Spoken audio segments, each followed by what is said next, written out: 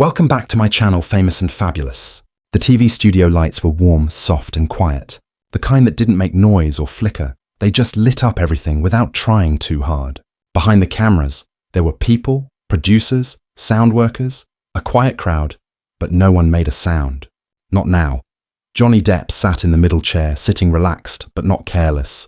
He wore a black jacket, a little wrinkled at the sleeves, rings on every finger, and his hair pulled back loose behind his shoulders. For the first time in years, his sunglasses were off. Across from him sat Liam Monroe, the show host. No, not for drama, but for asking the one question. No one else dared to. They had been talking for 20 minutes already. About art, about his band, about painting alone in French towns. The air between them had been calm, easy, normal. But now, Leah looked down at her notes, then slowly back up. "Johnny," she said, almost whispering, "can I ask you something a little harder?" He didn't move. He nodded gently. She waited. "I want to be nice, but I think this is something people still think about." He waited. She looked at him, not as a reporter, but as a person. "Do you still think about her?" The room froze. The producer stopped moving. The crowd shifted just a little, almost like they were afraid to breathe. Johnny didn't answer right away. He sat still, eyes looking down a little, fingers touching each other in his lap. His face didn't get hard, it got softer. Leah took a breath, almost sorry she asked. "We can skip it if no." He stopped her gently. His voice was soft. "You're not wrong to ask." He looked up again. His eyes were clear, quiet. "Yes," he said. Leah blinked. "You do?" "Of course I do," Johnny said. "You don't just erase someone from your mind because they hurt you. That's not how memory works." The lights above felt darker, or maybe everything else had just gone quiet. "I don't think about her with anger anymore. Not like I used to," he said. "That kind of remembering it burns through you. Makes every day feel like smoke." Leah leaned forward. "Then how do you remember her?" There was a pause, long and careful. He looked down again, breathed out through his nose. Quietly, he said, "She didn't understand at first." "What does that mean?" He looked her in the eyes again. "It means I don't hate her." Silence. "I did. For a while I was mad. I felt embarrassed. I felt like the whole world was laughing and I couldn't even tell my side. But hate is loud. And after everything, I just wanted quiet." His voice had no anger, no bitterness. "Just wait, she was broken." He said, "I was broken. We broke each other. And then we blamed each other for the pieces." Leah's voice was barely heard. "Why didn't you ever say this before?" He smiled, small, tired, because no one was listening. They were looking for big stories. For a bad guy, for someone to feel sorry for, not for the truth. There was a flicker in his eyes, now sad, but not hopeless. "You're the first person who's asked me that without hoping I'd say bad things about her." He leaned back in his chair slowly. "I could have. I had stories, proof. I could have ruined her." A pause, but I didn't want to be right. I wanted to be free. Leah stared at him. Her question cards were useless now. She put them aside on the table between them. "Thank you," she said, voice cracking. He tilted his head. "For what?" "For not giving them the ending they wanted." Johnny looked down once more, then back at her, eyes steady. "I've already lived the ending," he said. "Now I just want peace." The red light on the camera blinked quietly. The room had been still for 5 full minutes, but no one noticed time. Everyone had just heard something rare. A man who could have destroyed someone choosing not to, and somehow that was the loudest thing he'd ever said. Before the clapping, before the quiet answer, before the room fell still, there was noise. Endless mean noise. The kind that doesn't go away when the news moves on. The kind that gets into your bones and whispers in your sleep. It started with a photo Johnny walking out of a courtroom, head down, face half hidden by his hat. The internet lit up in seconds. One side cheered, one side cheered. No one waited for facts. No one cared about quiet. The world had picked a side before the trial even started. He remembered the way his name changed. How Johnny Depp stopped meaning actor, artist, father, and started meaning trouble, abuser, addict. People didn't speak his name. They spit it. Or worse, they whispered it. One day, while checking into a hotel under a fake name, the front desk worker whispered, "You used to be someone." He smiled at her nicely, then walked to his room and closed the door before the sadness reached his mouth. He spent nights in hotel rooms with the curtains closed, painting faces that didn't exist and playing guitar that made no sense. Some nights he drank. Some nights he just stared at the wall. His phone lit up every hour. "You should make a statement. You need to defend yourself. The silence makes you look guilty." He said nothing. Not because he didn't want to, but because no one wanted to hear him. They just wanted noise to fight with. His lawyer once asked him, "What's your biggest fear right now?" Johnny had answered without thinking that my kids will think I became the monster the world made up. The lawyer didn't speak after that. What could he say? Because even if Johnny won, what would be left? The trial became a show. The crowd had already chosen their heroes and bad guys. People live-streamed every second, made jokes of every move, built whole careers off reaction videos. They weren't watching to understand. They were watching to eat it up. But in the middle of the storm, something strange happened. Johnny stopped fighting the noise and started listening to the silence between it. There was one morning, just before a court day, where he stood by a window with a mug of cold coffee. He looked out at the grey sky and thought, "This isn't who I am. Not the man in the magazines. Not the man in the hate comments. Not even the man on the witness stand. Just a man tired and trying to stay human." That day in court, he had looked across the room at her. She didn't meet his eyes, and for the first time he didn't feel hate. Not even anger.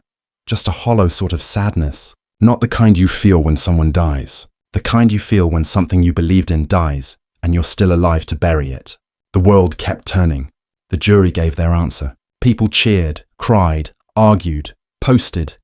But Johnny didn't celebrate. He just breathed out and disappeared. He took a flight to a quiet place in Europe. Left the phone off. Let the beard grow, painted, walked, sat by the sea. And for the first time in years, he listened to his own thoughts. One day, standing alone on a rocky shore, he whispered out loud to no one, "If the world ever asks me again, I'll tell them the truth, but not for revenge, for peace." And now back in the studio with Liam Monroe's eyes watching him gently. That day had come and he was ready. It had been raining that day in Los Angeles. Not the usual sprinkle and sun kind of rain, but the rare soaking wall of water kind that made everything feel slower, softer. Johnny was in his kitchen barefoot, coffee in one hand, listening to Miles Davis play through the speakers. The trial was over. The world was quieter, or at least it had turned its attention to someone else. But the silence wasn't peace yet. Then came the knock. 3 gentle taps. He opened the door to see her, Lily Rose, his daughter. No cameras, no. When she asked, "Do you still think about her?" His daughter's voice echoed in his mind. Not the question. The belief behind it. The belief that her father could choose respect over destruction. And when he answered, he wasn't just speaking to Leah, he was answering the question. His daughter asked him in the quiet of a rainy afternoon, "Can you still be whole after someone tried to break you?" And his answer was yes, not with revenge, but with the kind of love that lasts longer than pain. The silence had gone on so long it started to hum. Johnny sat still, his fingers folded together gently, elbows resting on his knees. His head was slightly down, not in shame, but in thought across from him. Liam Monroe waited. She wasn't pushing, she wasn't poking. She was simply holding space. The world outside the studio didn't know it yet, but it was about to hear something that no court, no camera, and no confession had ever shown. Johnny finally looked up. "You asked me," he said quietly, "if I still think about her." Leah nodded. He breathed out slowly through his nose. "I do. Not because I miss her, and not because I want revenge, but because that chapter, no matter how painful, was part of my life." His voice was calm, steady, but not practiced. "She hurt me," he continued, "in ways I don't talk about, not even to myself." Some days the cameras zoomed in slowly, his face open, raw, but I realized something. He paused, then spoke the words the room would never forget. "I pied her." Leah blinked, caught off guard. He didn't wait for a reaction. She wanted to be right more than she wanted to be loved. And when someone needs the world to love them more than they love themselves, they burn everything around them just to feel warm. There was no bitterness in his voice, only sadness. "I used to be angry, furious. I wanted people to see what she did, to know I wasn't what they said I was. But the truth is, proving you're right doesn't heal you. It just quiets the noise," Leah whispered in the pain. He gave a half smile that you carry a little longer. Behind the glass, the producer slowly took off his headset. He couldn't hear anything in his earpiece anymore, only the weight of what had just been said. A stage helper behind the camera wiped her eyes. Even the lighting person standing by a light switch seemed frozen-like. Changing the brightness might break the spell. Johnny leaned back in his chair, the leather making soft sounds beneath him. I've spent years now trying to rebuild. Not my career, not my name, just myself. Leah was quiet for a beat, then softly asked, "Do you ever wish you'd said more back then?" He looked her straight in the eyes. "No," he said. "I wish I had said less and listened more. I wish I had left sooner. I wish I had loved myself enough to walk away. The first time I felt small." The honesty in that sentence cracked something invisible open in the room. "I don't hate her," he repeated. "I just stopped trying to save someone who was never drowning." Leah's voice broke. "Johnny, why now? Why speak this truth here tonight?" He gave a small shrug. "Because this isn't about her anymore," he said. "It's about what I've learned about what pain does to people and about how you can survive being lied about without becoming the lie. For a long time, no one said anything."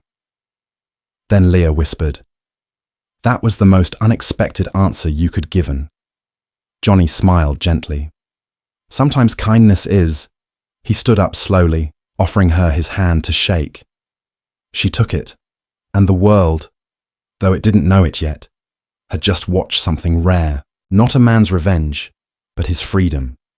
There was no clapping, not yet, just the soft hum of cameras resetting and a long still breath between two people who had said more with silence than most do with shouting. Johnny stayed standing for a moment, then sat back down. Leah looked at her producer, who gave a small nod from behind the glass. "Would you mind?" she asked gently, "telling us something no one knows? Not about her, about you." He tilted his head slightly, thinking. Then he spoke. "There was a village in the south of France," he said. "Not famous, no film festivals, just an old bookshop and a bakery that smelled like vanilla and old wood." He smiled a little. "I went there after the trial, disappeared for a while, didn't speak much, didn't dress like anyone. I just walked, painted, sat by the sea." Leah listened without stopping him. One afternoon, Johnny continued, "I was drawing by a cafe window. Nothing important, just a boat in the harbour.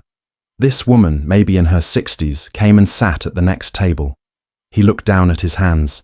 She didn't speak to me, didn't ask for a photo, just drank her tea and watched the waves. Then he reached into the inside pocket of his jacket and slowly pulled out a folded old piece of paper. She left this on my table when she left," he said, offering it to Leah. She opened it carefully, handwritten in thin cursive. "The way you held your silence said more than anything," she screamed. "Some of us still see you, not the headline, the man." Leah stared at the note, lips shaking. Johnny looked away for a moment, eyes distant. "I never saw her again," he said softly. "I don't know her name, but I think she saved me. It wasn't the verdict. It wasn't the interviews or the internet or the fan videos. It was one note from one stranger, someone who saw through the smoke and chose to speak to the soul." Then Johnny said, "I didn't need the world to believe me. I just needed to believe I could live again." Leah folded the note, hands shaking slightly, and gave it back to him. He put it away without looking.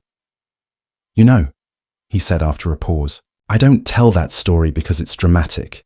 I tell it because it was quiet and real and human." Leah nodded slowly. "That's why it matters." Johnny looked at her, something soft behind his eyes. "I've made peace with the fact that I'll always be someone's bad guy. That's okay.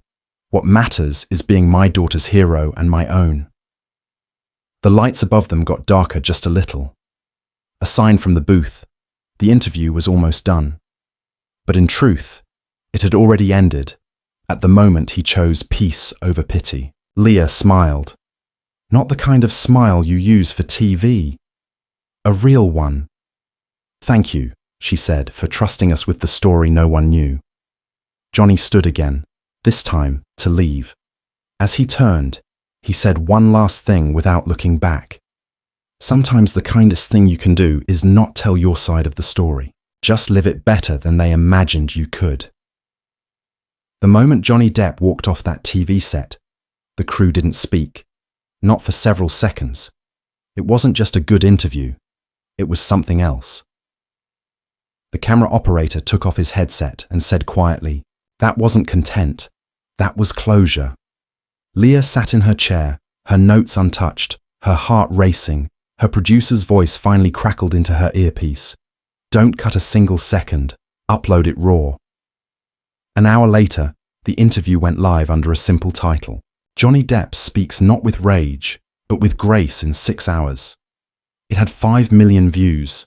By midnight, it was on the front page of every social media feed in the world. But the comments were different. They weren't arguing about him. They were thanking him. "I didn't expect to cry tonight, but I did. This is what healing looks like." He could have embarrassed her. He chose to spare her. That's strength. I pied her. The quietest and most powerful thing I've ever heard. The video spread like wildfire. Clips flooded TikTok and Instagram. Cut to piano music and black and white filters. A few users added courtroom footage. Others showed fan art, letters, even side-by-side videos of Johnny playing guitar alone. Teenager in Germany posted a 12-second video just whispering. He didn't scream, he didn't shake. And still, the whole world heard him. It got 2.7 million likes in a day.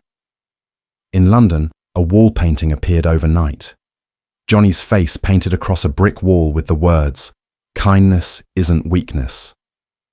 In Nantes, Paris, a cafe that once took down his poster after the lawsuit quietly put it back up next to a small handwritten sign that read, "Forgiveness is louder than fury." Mwah! And in Los Angeles, someone left flowers outside the courthouse where it all began. No name, just a note. "Thank you for not becoming the monster they made you out to be." But Johnny, he didn't open Instagram, didn't repost, didn't tweet. He spent that evening in a small bar in Santa Monica playing guitar with friends, smiling softly as strangers watched, then recognized him, then said, "Nothing, just a nod, just respect."